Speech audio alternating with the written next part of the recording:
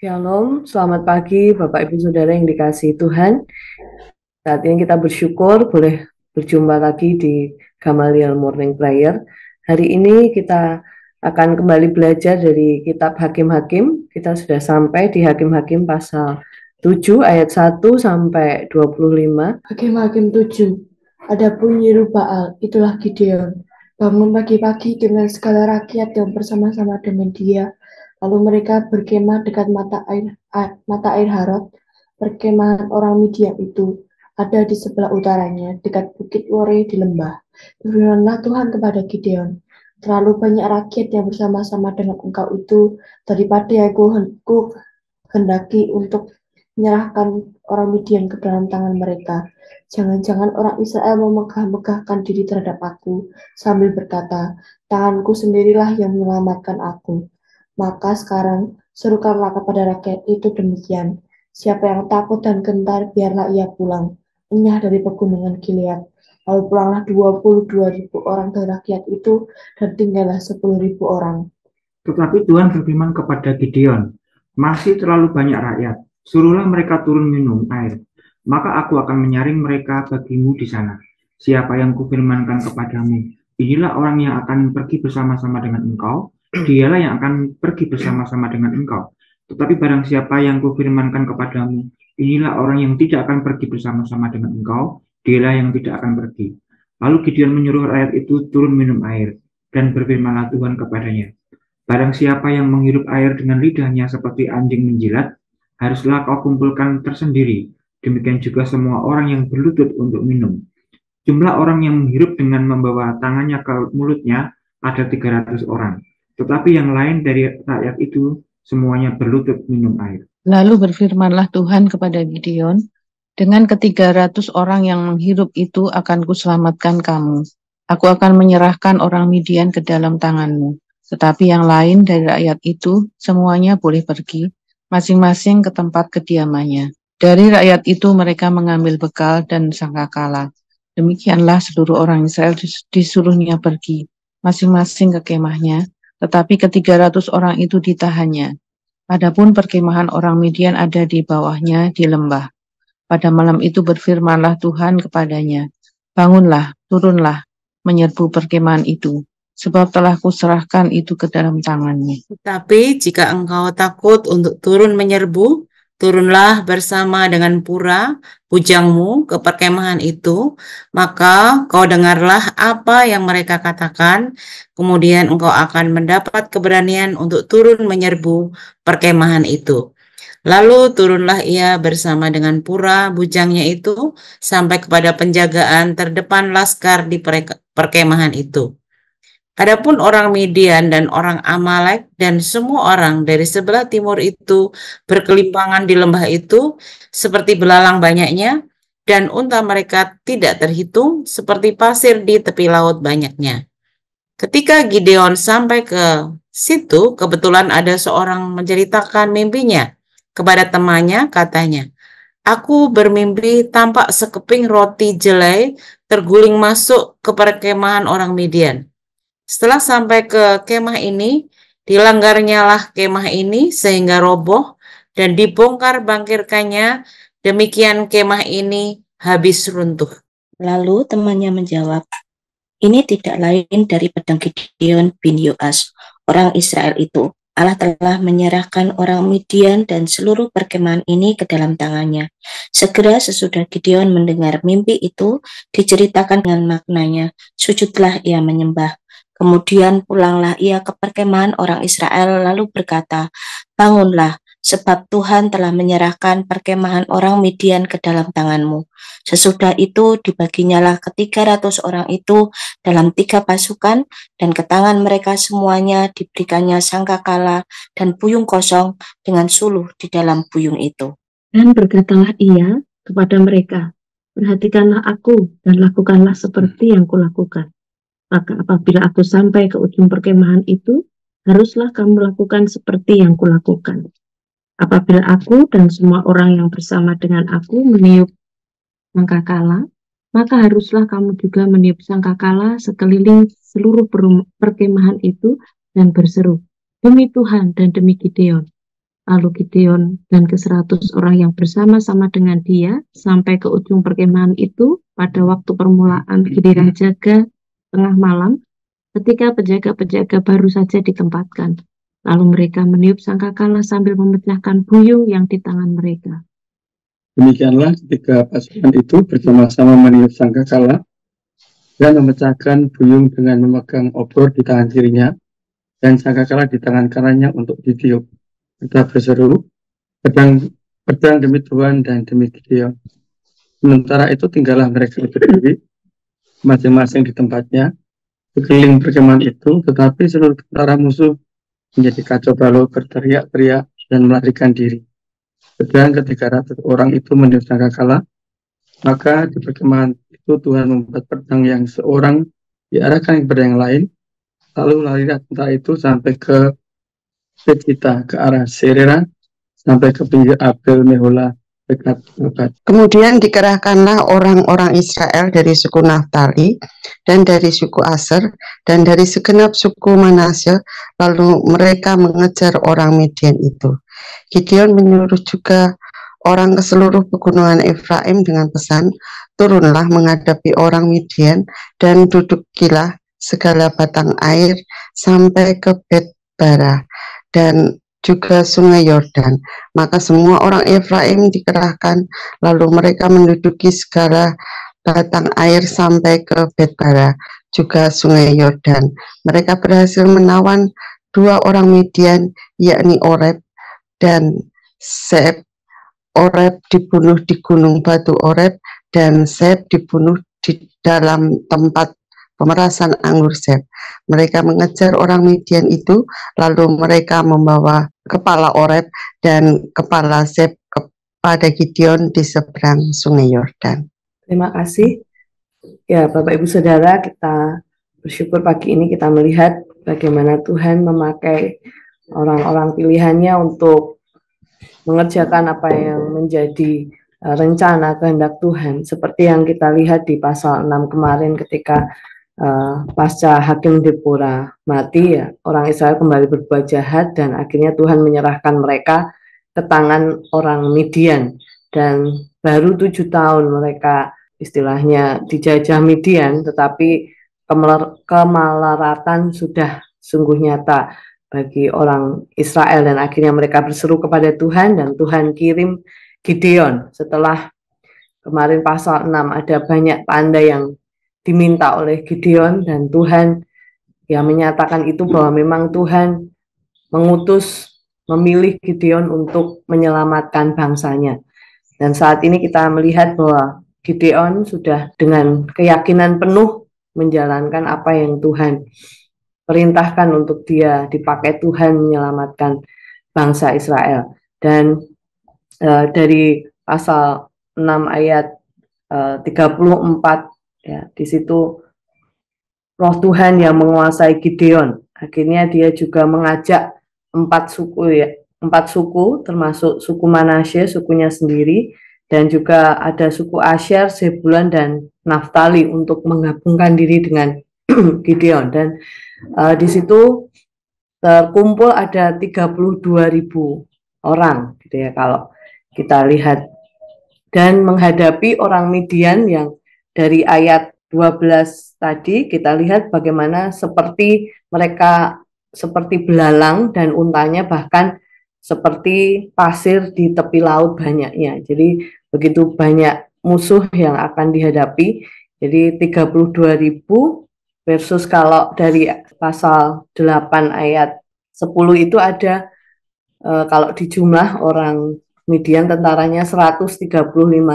Jadi kalau berperang itu kira-kira 1:4, satu tentara harus mengalahkan 4. Tetapi justru Tuhan berfirman, ayat 2, terlalu banyak yang bersama-sama dengan engkau, itu bukan yang kuhendaki untuk Tuhan pakai menyelamatkan Israel. Karena apa? Ya, supaya mereka jangan menjadi sombong, gitu ya.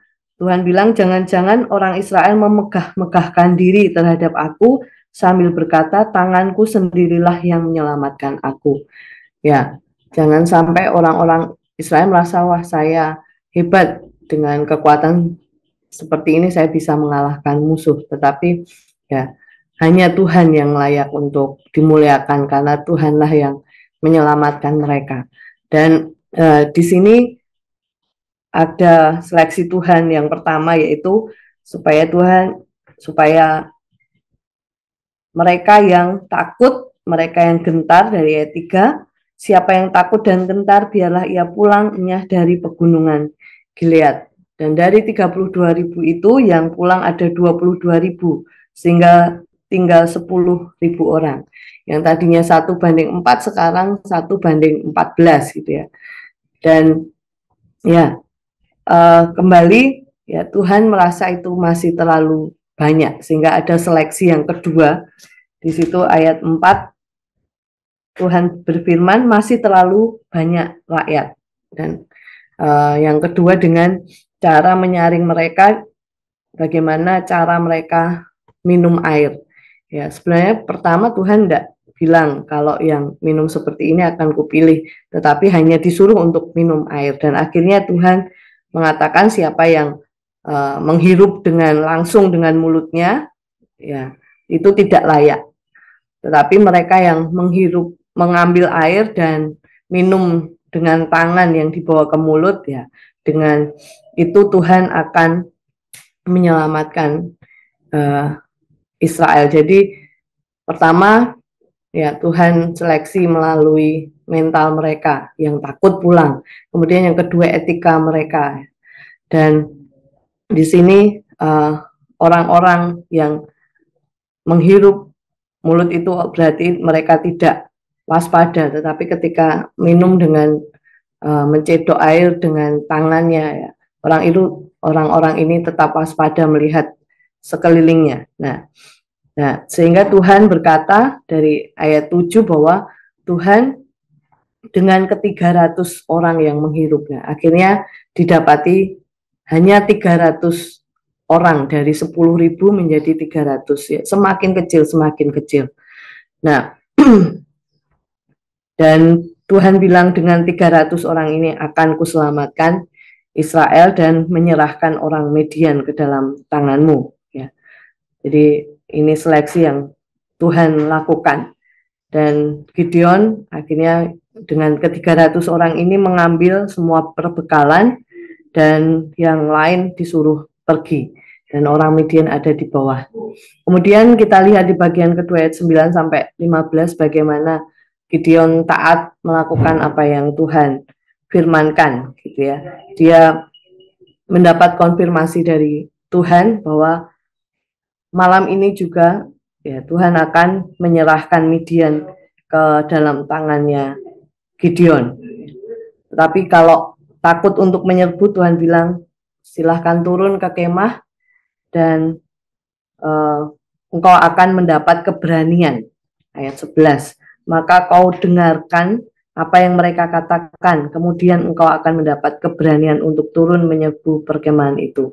Dan benar Gideon dengan bujangnya turun ke perkemahan Midian, dan dia mendengar sendiri orang Midian bermimpi bahwa ada roti jelai terguling, dan hanya dengan roti jelai saja kemah-kemah Midian menjadi roboh, bongkar bangkir, ya, kemahnya menjadi habis runtuh. Dan dengan arti mimpi itu orang lain temannya berkata, wah ini Gideon bin Yoas orang Israel, bahwa Allah sudah menyerahkan orang Midian dan seluruh perkemahan ini ke dalam tangannya. Ini konfirmasi Tuhan bahkan melalui pernyataan musuh.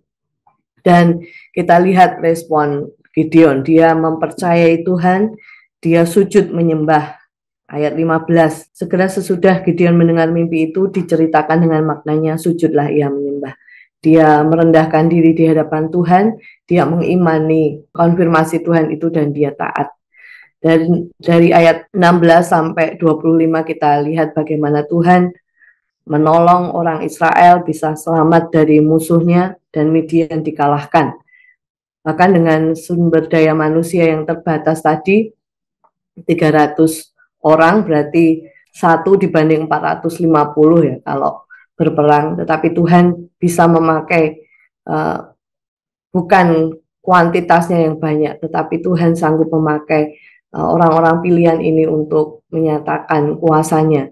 Dan mereka hanya bersenjata sangkakala, buyung kosong, dan suluh atau obor di tangan mereka, ya, di dalam buyung itu.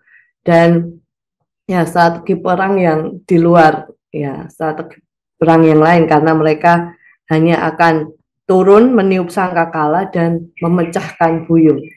Itu Tuhan pakai untuk membuat perkemahan Midian kalang kabut gitu ya. Dan kita lihat di ayat 21 sampai 22.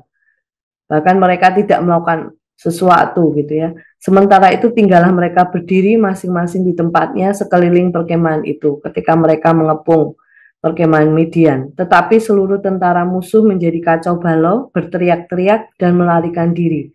Sedang ke-300 orang itu meniup sangkakala, maka di perkemahan itu Tuhan membuat pedang yang seorang diarahkan kepada yang lain, lalu larilah tentara itu sampai ke Betsita ke arah Serera sampai ke Abel Mehola dekat Tabatnya. Tuhan mengacaukan orang Midian, bahkan mereka saling membunuh, mereka saling mengarahkan pedangnya satu dengan yang lain. Demikian Tuhan mengalahkan Midian. Kita boleh lihat di sini bagaimana Tuhan berkuasa memakai umat orang-orang pilihannya untuk menyatakan maksudnya. Yang bisa kita pelajari hari ini bahwa Tuhan memberi kemenangan bagi orang-orang yang mau beriman, mau taat dan hanya mengandalkan Tuhan, bukan kekuatannya sendiri. Dan aplikasi bagi kita, apakah saya dan saudara saat ini sudah mengalami kemenangan di dalam Tuhan dengan senantiasa hidup beriman kepadanya, taat dan hanya mengandalkan Tuhan saja. Terima kasih. Ini renungan firman Tuhan pagi ini. Tuhan Yesus memberkati. Kita mengandalkan Tuhan dan terus beriman. Kita sambut dengan satu lagu satu-satunya yang ku andalkan. Tuhan